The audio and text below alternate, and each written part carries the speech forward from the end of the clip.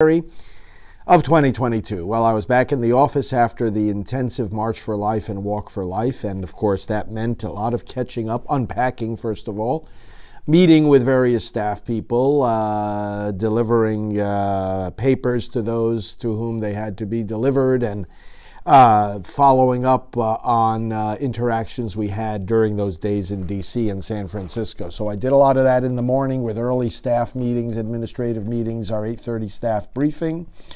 And then got on the phone and had various department meetings so that we could, for example, grab all the video footage that we had taken, some of it on my camera, some of it on other cameras, and bring it together and decide what to use for our upcoming broadcast. So we did a lot of that kind of work in the morning.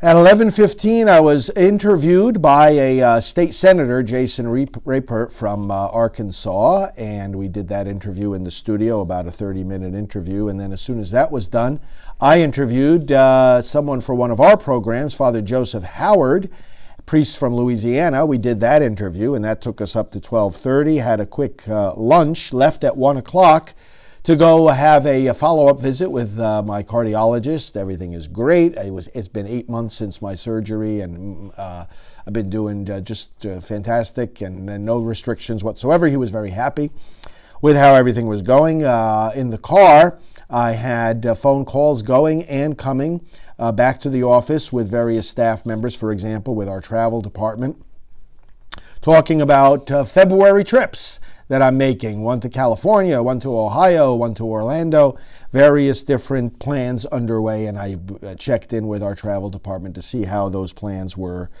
progressing. When I got back here at the office, I had a meeting in the studio with some of our production team members, and then some work at my desk just before dinner, had dinner, and then from 7 to 8 p.m. did an interview with New York State March for Life Radio. So we were talking about the events of the recent days and in Washington and in California.